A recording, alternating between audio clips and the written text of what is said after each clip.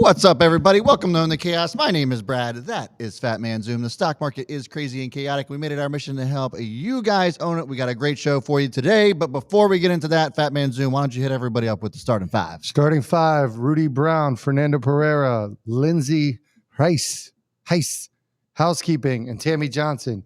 You are starting five. Welcome to Own the Chaos. It's been a bit of a, I don't even know what you want to call it, but finally we have a normal live stream. So yeah, if you haven't been here before, welcome. We go live every Monday through Thursday at 3:30 p.m. Eastern time through the market close. We also go live on Sunday for Stock Watch Sunday at 7:30. But today's really about what's going on in the market today, what we got going on this week. We have some good topics today. We're going to talk about Amazon. We're going to talk about Twitter. We're going to talk about oil. And we obviously have the Chaos Confessions. And then one of our metaverse stocks that actually went off, or one of your metaverse stocks went off. So a lot of good stuff today, guys. Make sure you hit that thumbs up, that like button if you like the content. And we'll be talking about all the goodies. Yeah, man. How's your day going? Overall, day is good. I'm in the midst of for the past week and a half, I've really been sort of setting myself up for the end of year. Tax loss harvesting, making sure my accounts are in a good spot, added a little bit of Bitcoin, just like making sure everything's in line. Maxed out, my accounts that I needed to max out from a retirement perspective. So I'm just kind of like closing out the end of the year, making sure I have all those ducks in a row. Nice. Yeah. I mean, it's free money. Yeah. That's the thing you think about. It's like, it hurts to, lose on some stocks and some bigger losses than others. But, using like tax strategy to your advantage, it helps you out in general. And obviously from a retirement account perspective, that's essentially free money when you think about using a retirement account and avoiding capital gains. Capital gains could be 25 to 50%. Right. Being smart about that is really important. I think probably not talked about enough, in my opinion. Yeah, absolutely not. And so, I think that's something we don't talk enough about. And I mean, obviously, maybe we can kind of work our way into that a little bit more, especially since that's my background. I feel like that's an area that I know a lot about that we just don't talk enough about. I think a lot of it is probably because people just don't think about retirement when they're, in their 20s. I know I didn't. And maybe that's something that we certainly can harp a little bit more on. And I was listening into Stock Watch Sunday last night too, and also the 529 side of things and setting your kids up and that sort of thing. So guys, let us know in the comments. What do you think? Is that something you want to hear more about from us? Let us know. Yeah, it's funny. So Jeff Panika said we want Mini Zoom again. So if you don't know, so Mini Zoom, when she picks stocks, that's actually not her 529. Right. That's just her general, call it Road to Wealth account, but it's really just a retail account. A retail account, but like the purpose I tell her is if she wants to buy a house one day, but the reality is when she graduates college, she'll get the account. She'll really be able to do whatever the hell she wants with it. Yeah. But and eventually that will actually turn into a Roth whenever she's old enough to get income. But what's up? Is her name on the account and you're just like a custodian, or is it just your account that she it's my account. She's a beneficiary. And then eventually what I'll have to do is I'll create the account, create a Roth in her name. Yeah. And I'll start like ending up using that money to like send over to that account. Okay. Over time. So she gets stocks in there and she picks the stocks, but she picked Apple, which was a good call. She was deciding between Disney, Apple, and SPY, which was cool. Cause like thinking about her thought process, I did nothing but like explain to her that she could choose a stock, and her first choice was Tesla. And I was like, well, it costs a little bit too much. We need a budget because she already has Tesla. So I was like, you can add to anyone you already have. And so that should have told her about Berkshire Hathaway or something like that. Well, so she has Art K. Okay. And she knows Kathy Wood. Yeah. So she decided that the three she was considering were SPY, Disney, and Apple. All good. I was fine whichever direction she went. She gets Disney for Christmas, so she decided not to get that one. Spy though, she's like into Spy, which is cool to see because arguably it's the best stock. Like if you're thinking about a kid for the long term, Yeah. it's the safest bet in general. So it's cool she sees value in it because she's like 500 of something. She's like, well, I can have 500 companies. Yeah. In a kid's mind, she's like, oh, well, I want that. So she got Apple. I actually got those Apple for her today. But her account continues to perform well. She's got good stuff in there. Apple's going to be good, man, just because 8 out of the last 10 years it's outperformed the Spy. So it's going to do better than her Spy position anyway, more than likely. So that's great, man. I think it's a cool concept. When she said Roblox, I thought for sure. I made the bet on Roblox, and when she said it, I was like, there we go. Yeah, I got it. But I mean, I'm surprised she still hasn't, but she doesn't have it. She's talked about it a little bit. But I have had like a really good response. Like obviously people in the channel wanting to bring more like kid stock talk or whatever. Yeah. But I've had like a few people on my Instagram who've like reached out to me when I did the video I live stream on Instagram yesterday. Yeah. And then before that have been like, hey, I want to set something up for my kids. So we definitely need to talk about it a little bit more as things happen. I'll let you know if anything happens with her. But the bottom line is you can teach your kids earlier than you think. Yeah. Like I started with Mini Zoom when she was 4 years old, and they can retain a lot more than you think just from a basic perspective. So right. The earlier the better. I don't think I told you this story. She told me last week, she was like, do not a lot of kids have stocks? I'm like, I don't know what other families do, but like, I know a lot of kids don't know about stocks. She's like, yeah. Cause like I try to tell my friends about stocks and they think I say socks. They don't know what stocks are. I'm like, well, you got to teach them. I don't know. Yeah. But anyways, I digress. A couple other things people mentioned. We will get into the confessions. Shout out. Karim Bostanki said, congrats for calling out Matterport stock last week under special video about metaverse stocks. Yeah, we talked about the top stocks to buy with the metaverse blowing up. And you brought up Matterport. So yeah. Thanks, man. Yeah, the stock is up just today 21%. When we first talked about it being a good solid metaverse play, it was sitting around the $20 area, around $21, $22. Now it's up to $33 a share today. I hit 33.48 was the high of the day today. And I have no idea why it's moving, by the way. Yeah. No clue why today was the day it decided to go up 20%. But nevertheless, this was one that we called out, and super pumped about how this is moving. If you guys were able to get in on that, congrats to those of you who did.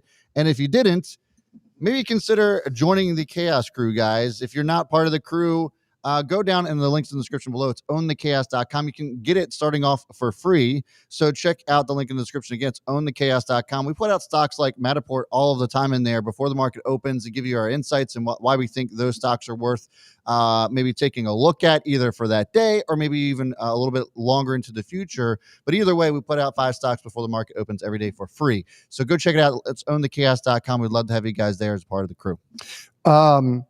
And maybe not necessarily a metaverse stock, but could eventually be a metaverse stock. Yeah, is Twitter. It's cool when the Chaos Crew brings up things, so we don't have to like self-promote things we brought up. But we were planning on talking about this, which was the Twitter news, and I want to find. Danny Alvarado said, you guys mentioned like 2 weeks ago, Jack Dorsey should leave Twitter CEO position. We've talked about this a couple times actually, but yes, as recently as a couple weeks ago, I don't remember exactly when it was, but just we have talked about this. Jack Dorsey is the CEO of Twitter and of Square. It was just announced that he will be stepping down from Twitter and the CTO will be taking over. And Brad, I got to say, I'm excited and I'm happy about this news. I think it's a long time coming. Yeah. And it needed to happen. It did. And it's just so funny how we talk about certain things and then they just end up getting spoken into existence. Yeah. I mean, 2 weeks ago, I think that was probably pretty accurate. It's not even an exaggeration. It was literally about 2 weeks ago that we were talking about this. I don't even remember what brought that up. I think we were just talking about PayPal and Square or something like that, maybe. Yeah. But either way, it's been a sentiment of ours for a long time that we didn't see why Jack Dorsey was even bothering with Twitter anymore, especially with just how successful Square is.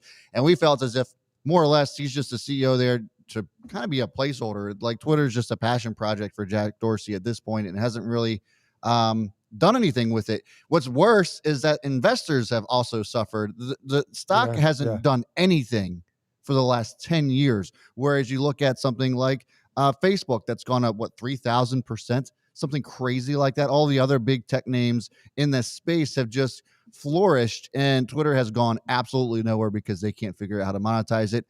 Is this going to be the kick in the pants that Twitter needs? And is this investable at this point, Fat Man Zim, do you think? I don't think right at this moment, but yes, one from a long-term perspective.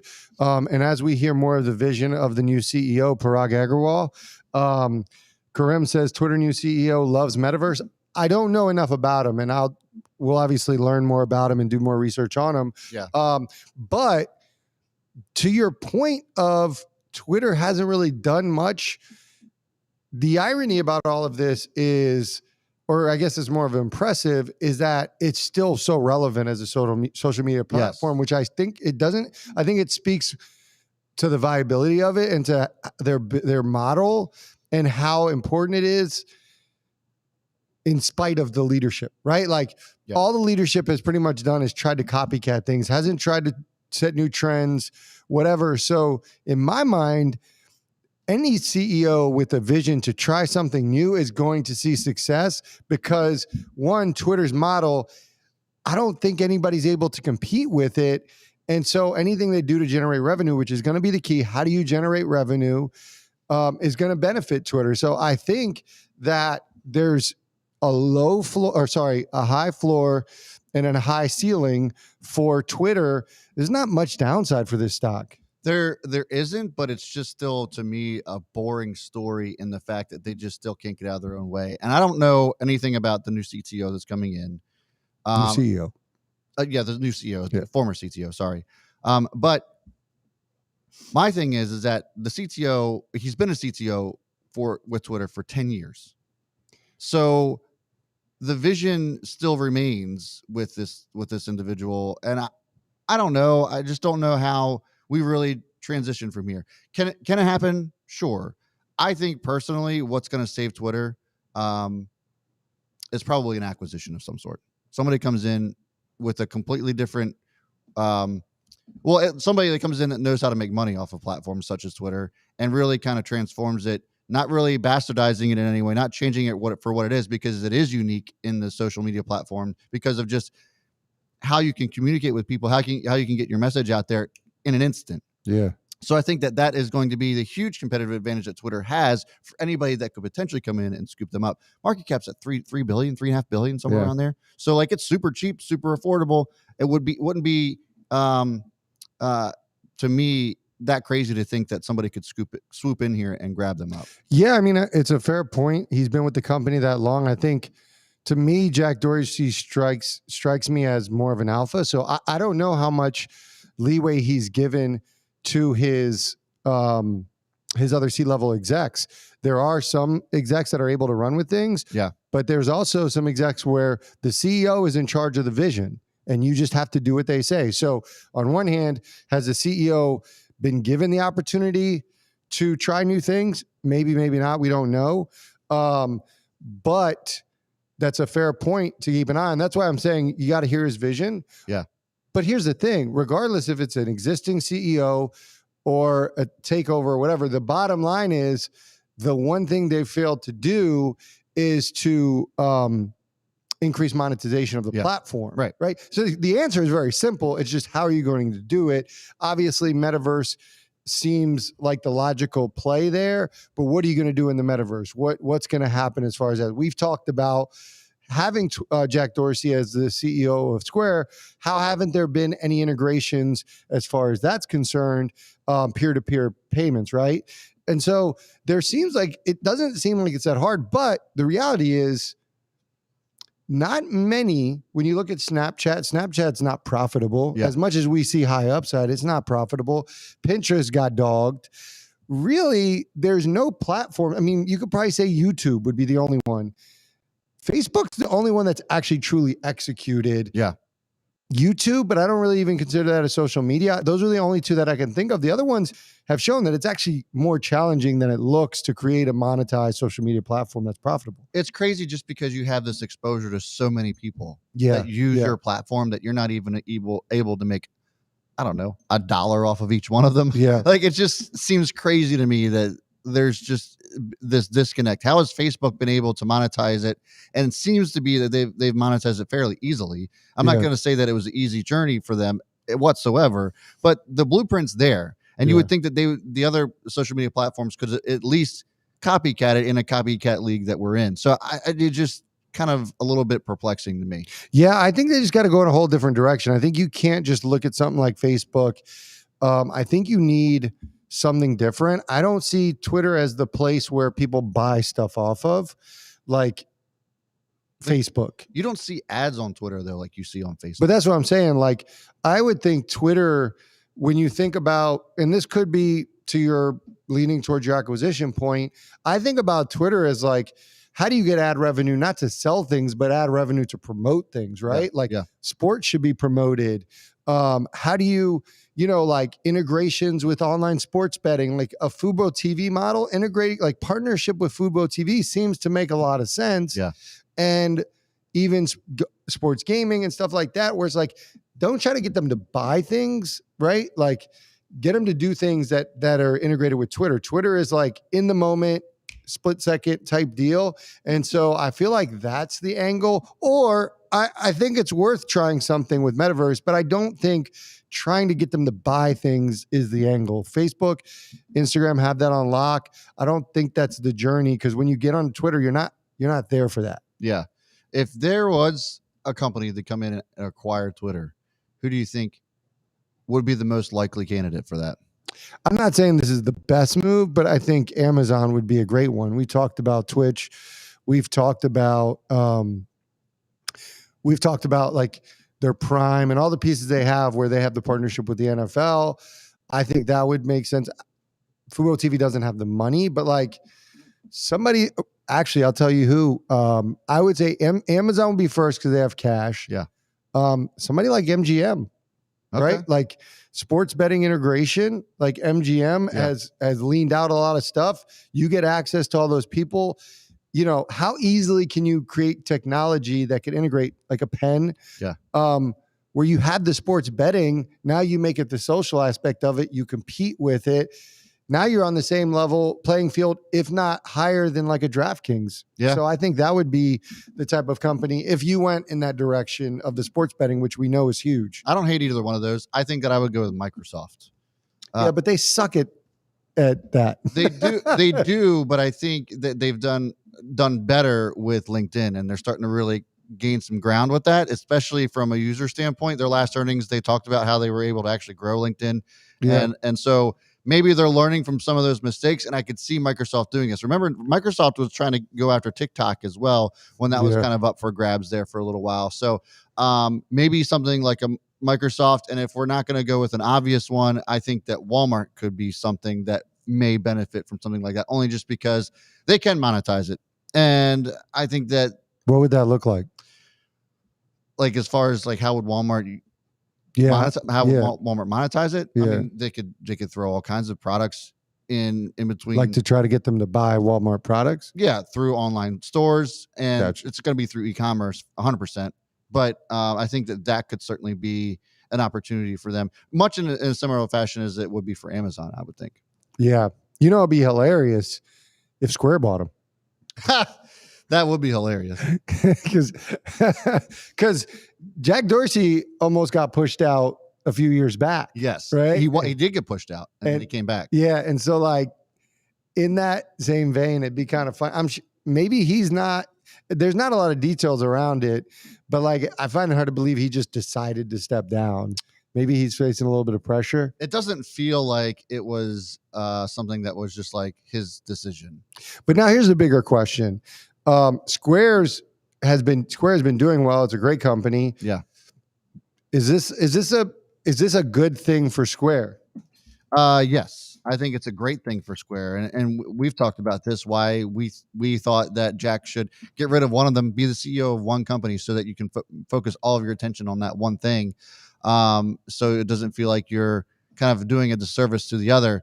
And I think that this is good for Square. I think it's also good for cryptocurrency and Bitcoin. We've heard Jack Dorsey talk about just how passionate he is about the space and the things he can do with it as far as Square is concerned. Square is directly invested into Bitcoin as well. So I think that this seems like it is more of Jack Dorsey's lane, just given the things that he's communicated to the public over the last few years. Whereas Twitter doesn't necessarily seem like it's been something that has been his actual focus. So I think that him having all his attention on Square specifically, I think is definitely great for the company. Yeah. Few people are commenting on this. Housekeeping says, I don't know anyone who uses Twitter. Most people are on Instagram, TikTok, even Facebook. I know a lot of people who use Twitter. Twitter's my favorite platform. Yeah. I'm always on Twitter. At Own the Chaos, by the way.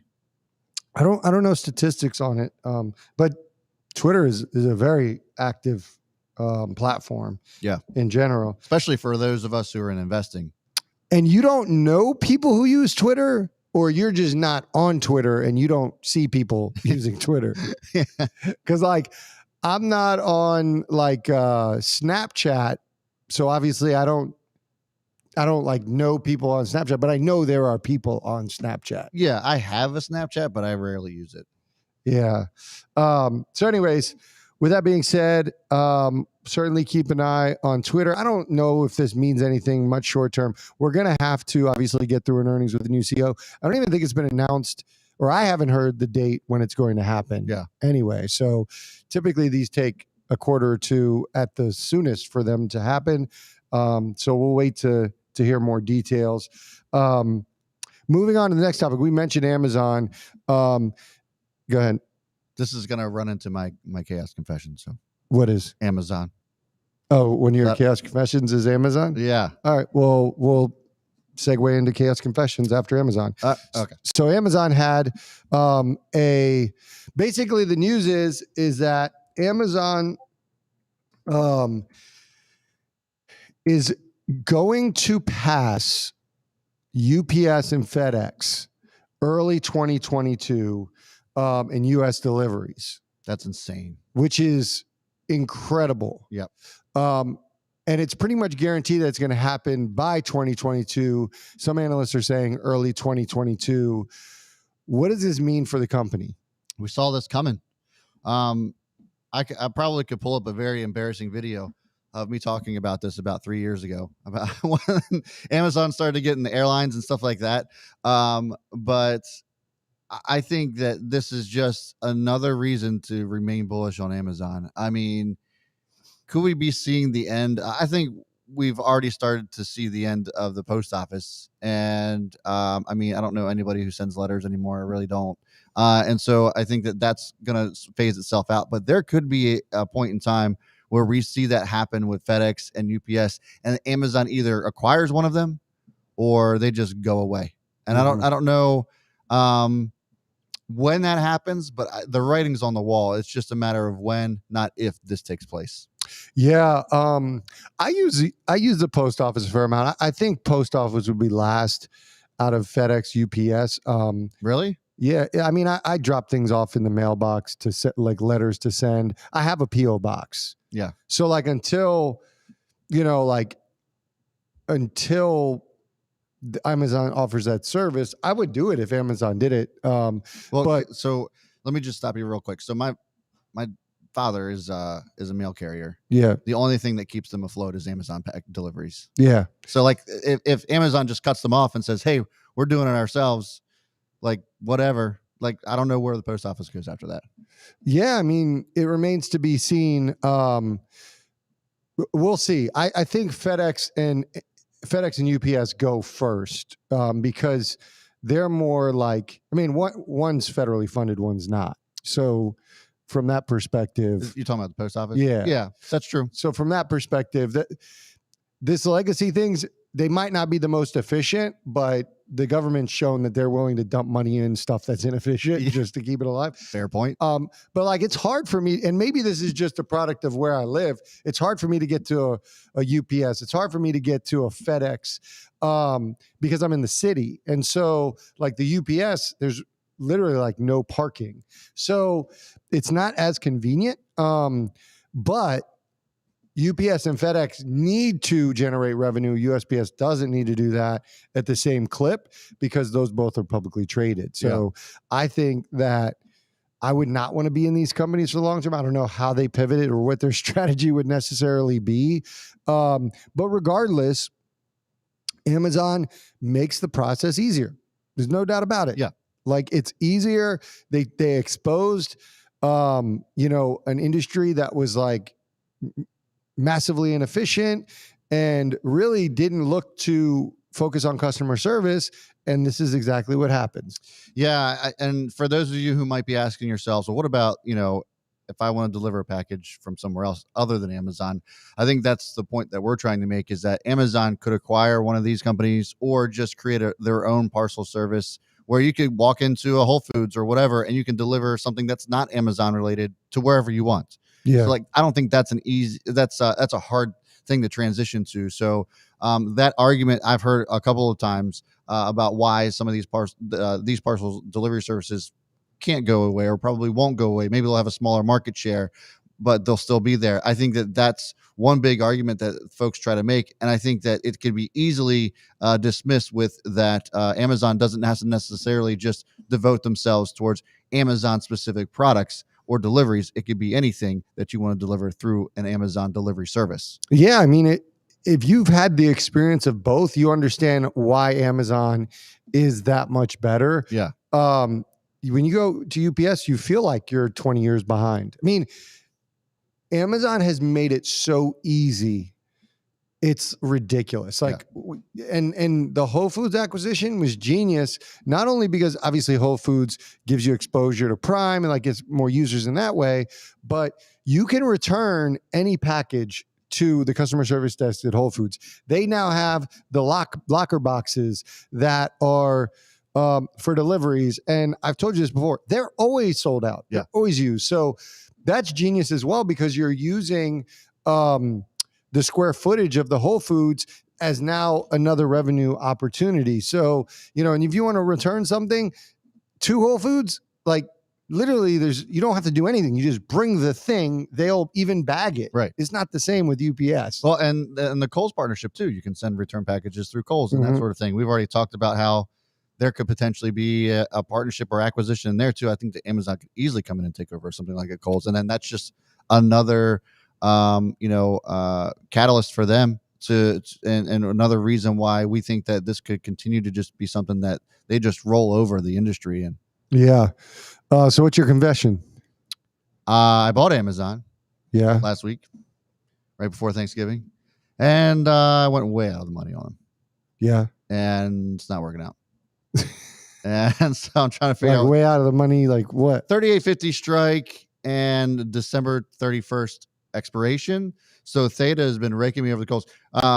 Amazon's green today, and I'm still red. I'm still losing money. Yeah. So trying to make a little bit of a decision here. I think I'm still going to try to hang into it a little bit, especially with the volatility that we've seen due to Omicron, however you want to say it. But that's my confession. Usually I don't take things way out of the money like that, especially with something that with a sizable amount. This is a big position of mine. So I went outside of my own discipline, and it's not working out so far. I call it Omicron, but I'm not saying it's right. That's just what I'm going to be saying. Sounds like a transformer, to be honest with you. I'm waiting for Megatron to show up. We do have a couple confessions. Housekeeping, Monday confession. I own one Monster stock. My only DD is that I drink it and I like it. I've been red on it for more than 6 months. At this point, it's just hanging in my portfolio like an ornament.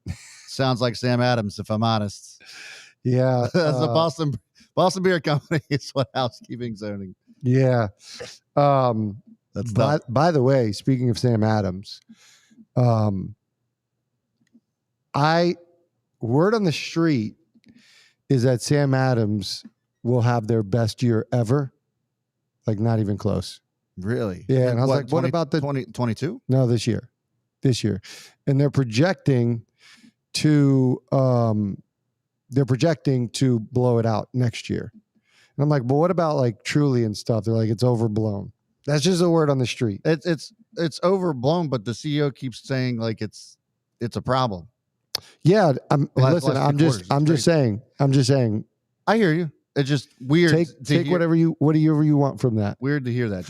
You got to also remember those. And I'm not saying either way. Nothing. I'm not doing anything because of that. But yeah. You got to also remember a lot of these conversations around earnings happen because of what analysts are asking them. Right. You know what I'm saying? Like, yeah. An analyst brings up a topic and then those conversations are happening. And obviously seltzer is like Budweiser is a perfect example. Like that's like just a hot topic that people bring up. So I just want to say, on a feet on the street, demand is higher than ever. Okay. Is what I heard. So boots on the ground, DD. I'm just saying. I got you. Listen, I hope it does. You still have leaps on this, right? Yes, I do for Sam. And we have a lot of folks in the Chaos crew that do as well. I know Jeff's chiming in there. And I know that he's in quite a few other folks as well. But yeah, it wouldn't surprise me, I guess. I think just the confusion is just the way that it's being communicated to investors from upper management that they're actually not doing great. So that's interesting to hear. Yeah. So we shall see what's in store for next year. Obviously not too much coming out for the rest of this year. But we'll see going into next year. Again, until hospitality fully comes back, a lot of these companies are going to struggle. And the fact of the matter is that despite all that, Sam actually has really good numbers. Yeah. It just had a massive run this summer when there was a stay at home. So we'll see what happens. Got way ahead of itself. Jeff Panika shouted, oh shoot, I just lost them all. He said, IPOD, IPOF, lots probably. He didn't say lots, but I'm pretty sure he's in lots. He just said all the laggards. Yeah. That was his confession. They're pretty embarrassing. It takes strength and courage to share something like that. Don Fran from the Don Fran Show. He has a confession. I was running the wheel on BBIG and now about to play market maker and buy 1 billion shares. Just end this one green. Tired of seeing it. BBIG, huh? Let's take a look at that chart. Gross. Look at this thing. Says running wheel and now about to play market maker by 1 billion shares. So if you guys don't know what he's talking about, so he's talking about the wheel strategy. So he's selling puts on BBIG and it just keeps coming down. So I guess you probably running the wheel, you probably already do own 1 billion shares on this, I would imagine. The way that this just keeps coming down. Well, yeah, and it may be at a point where if he's selling calls, he might not be able to sell calls. They're probably not worth anything. Yeah. Okay. Jeff said, hoping for Penn, Clover, IPOD, IPOF, and Sam. Don said, horrible chart was on Wall Street bets and the premium was too tempting. Penn, Clove, a lot of people confessing about that. Oliver Thorpe, my confessions, luckily only small holdings are Wish, Car Lots, and Workhorse. Think we'll just hold and see what happens. A few $100s in each. Yeah, Wish sucks, man. I mean, they all suck, but Wish is the worst. Like, their last 2 earnings have just been absolutely horrible. Ben Young said rumors of Amazon buying HubSpot. Ooh. Which HubSpot's a great platform. Yeah, it is. Don's average is 4 something. Okay. For BBIG. Only down around 25% or so. I need to bring up this news really quick. Yeah. Drive Shack announced they're opening another Puttery location in Philadelphia. Yes. So stock shot up pre-market as a result of that news. And then did it have a lot of volume though? It usually doesn't have a lot of volume. It didn't, but there was some action. I'll tell you what, $1.90 for Drive Shack seems just silly to me. It's a joke. And I'm not sure, like, obviously, technically, it doesn't look good and wait for confirmation, but like, I'm not sure what exactly the bear case is for Drive Shack. I'm not either. I really am not, which is why I haven't been tempted to sell at all. And we've actually had some negative responses from some people that really aren't loyal to the crew, so we probably shouldn't pay them any mind. But for those of you who maybe have doubts about Drive Shack, this is something that we've been talking about being one of those things you just hold forever. And I mentioned this to our level 3 chaos crew folks in our morning stream where we make live trades and that sort of thing. So go check that out. It links in the description if you guys want to be a part of that. But I just mentioned, I was like, listen, Drive Shack's something that I almost forget that I own sometimes, because it's a stock that I want to be in for the move that gets made. I don't want to be chasing this thing, so I'd rather just sit in it and wait for the move to be made rather than just coming in and chasing it. Because chances are is if you sell it here, you're going to end up buying it higher, and so I think selling here is a mistake. And the outlook here for both you and I is pretty long term. I've been in Drive Shack for well over a year. And I know that you've had your eye on it for longer than that. So I don't have any this is a long-term stock for me, long-term investment. And when it pops, it's going to really pop. The share structure is still very small. So any size of volume, any kind of money starts to roll into this thing, and it should go nuts. So once the right amount of money, once the right institution comes in here and starts moving this thing up, and we've seen it before, we've seen this thing go crazy on one day, very low volume, or I'm sorry, with just one big institution coming in here and buying it up, it goes crazy. So we get real money that comes in, and I think that Drive Shack could really move. I just don't want to miss that. Yeah, I mean, we talked about below 230 because it had been hanging from the 240 to 280 range for a while. And we talked about, below 240, really below 230 would be tough. So like from a short-term perspective, not, falling below that technical would be tough in general. I think right now it is, you only have one puttery open, which is Dallas. But I think the good news comes when you'll have two more coming in the short term, which is Charlotte, I believe, and DC. DC, yeah. But then you have Miami, you have Houston, you have Philly. Next year is going to be great from a company perspective. I'm not talking about where the stock moves because I can't tell you where it moves. From a company perspective, and that revenue, I believe, is going to add up quickly. They're trying to get 10 putteries within the next couple of years. Yeah. Think about that revenue. They only have one on the books. And that wasn't even in this year's financials. So It was just this last quarter that they opened that up. Right. So thinking about a year, 2 year, 5 years out and the revenue that's going to build in these things, they're vastly profitable comparatively to their bigger shops. So fundamentally, like what they're doing, their business model, I think it's great, and I think they're going to continue to do well. They were able to take advantage of a lot of things during the pandemic that a lot of people don't realize, and so I think this is nothing more than just lack of patience for some investors being in it. There's the reason this is sold off. There isn't one. So I mean, I think it just comes down to boredom and just lack of patience. So no real reason why this is dropping off, and I haven't really seen any kind of dilution of any kind that would raise any red flags for me personally either. The other things that have sold off is oil. Yes. It is sold off. So I wanted to bring that to the table. I know there's conversations. OPEC has a meeting this Thursday. I know there's conversations around oil reserves. I know you've been bullish on oil in general. My question to you is, what's your sentiment surrounding oil, and what are the stocks that you're looking at in general? So we just talked about this on Wednesday. We didn't have, not Wednesday, Tuesday. We had our live stream on Tuesday, and there wasn't a whole lot of folks in here, I guess just because of holidays or whatever. So this is a great one to kind of bring back up.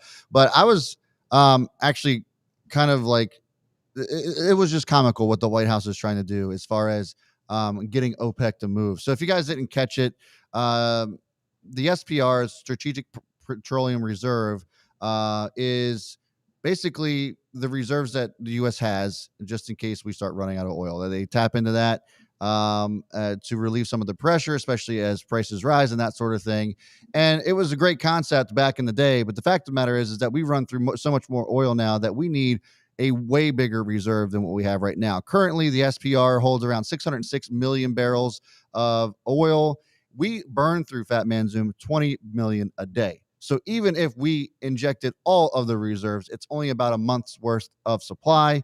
Demand is going to far supersede what I think even the White House is, I guess, seeing. I don't know what the purpose of tapping on the SPR for around, I think it was 50 million, a little less than 50 million barrels, which is only going to give us about an extra 2.5 days worth. So to me, it's a joke, and I think that OPEC is just going to laugh at this on Thursday. They're not going to do a damn thing, and oil's going higher from here. What stocks are you looking at? So for me personally, I think I'm already in Marathon Oil, and I actually got into it right at the 50-day moving average last week and trimmed some already. So I took some profits off the table. I'm on my way to playing with house money on this one in the form of options calls. But I think that this is one that could be worth holding on to well into next year. I think energy not only outperforms this year like it has and going into the end of the year, but I think it also will outperform going into next year as well, especially if we see that $100 a barrel oil, which seems to be likely. So Marathon's definitely one that I would take a look at just because it does respond to the price of oil pretty closely. Other ones are going to be stocks like Exxon, Chevron. They both have really good dividends on top of the fact that, we think that energy is going to continue to rise and go up. So I like these as well. And then also you could go after ones like Halliburton. I personally have Halliburton as well as oil services company. You could go for a Schlumberger, something like that. But I think that these companies are going to more than outperform the market in general, and those are definitely ones that I certainly would take a gander at. What about you? I agree with what you said. Okay. So, not OIH, sorry.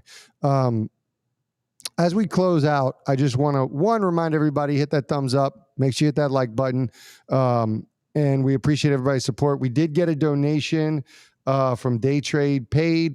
All the complainers are trying to get rich quick. That is certainly a fair sentiment. Yes. The get rich quick scheme is out there for sure.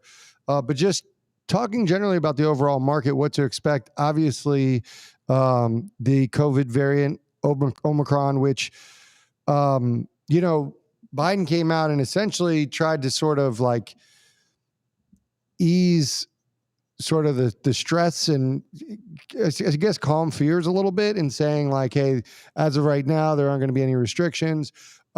We've seen historically that can change. However, I've got to say, like, I think just given vaccines, given medications that are in the pipeline, the drugs in pipeline, it just seems unlikely that we'll see such like a mass shutdown like we did in the past. It honestly, I feel like we're just going to keep seeing variants and like encouraging to do similar things. But I don't necessarily think that anything needs to change from how I'm trading. Like, I'm not going back to remote stocks just because I think they're going to go off. Yeah, they might pop up on news one day. We saw that on Friday. Yeah, but overall, I feel like there's a lot of pressure for businesses to stay open, for governments to stay open, and I think that's exactly what's going to happen. I agree. I think that, from an economic standpoint, this is more or less not going to impact anything. And we've seen, even with some of the other variants, and we'll talk, obviously, Delta variant is kind of at the top of everybody's mind as it kind of wreaked havoc across the states. It temporarily impacted the markets, and they digested it and they moved on. And that was a pretty fast moving variant. I think this one, just from some of the reports that we're seeing from Dr. Scott Gottlieb talking about it, from what they're saying, this isn't a variant that has hospitalized anybody. And it's also something that's kind of created mild symptoms, if any. So just a lot of good positive things that are coming out so far. Now, granted, it's still early, but if those things, if that still continues to become the theme, I think that this should be pretty non-reactionary as far as from an economic standpoint, and obviously how it's going to impact equities. Yeah. So obviously it remains to be seen what's going to happen. How do you think the rest of the week plays out from the market perspective? I think we could see a little bit more choppiness this week, and I think the real run-up into the Santa Claus rally could potentially start next week. I think that just as people still try to digest what's going on with the variant and is this really going to be a thing or isn't it, could create a little bit more volatility. But I think as we get into the end of next week and then going into or end of this week and going into next week, I think we should start to see things kind of really rally up. The seasonally, it's just a perfect time for that to happen. And obviously the economy is just doing so well. It just makes sense that we could start to see a really nice rally going into the end of the year. Yeah. Well, we'll keep discussing it, guys. We'll be back tomorrow, 3:30 p.m. Eastern time. We're live every Monday through Thursday at 3:30 p.m. Eastern time. Tomorrow we have Salesforce earnings, and the week kind of builds. We have Snowflake and CrowdStrike Wednesday after hours, and Thursday is actually a pretty big earnings day. We got DocuSign, Marvell, Asana, Ulta, and Smith & Wesson. So should be an interesting week. We'll stay live, obviously, to watch earnings reaction and give you guys our commentary on those earnings, and just generally anything going on with the market. Anything else you wanted to discuss? That's going to do it for me, guys. Thanks so much for hanging out. Make sure you hit that thumbs up on your way out as well. And again, to get your free watch list and all kinds of other goodies from Own the Chaos, go to ownthechaos.com. The link's down in the description below. We'd love to have you guys support with the Chaos crew, and we'll see you tomorrow. Bye.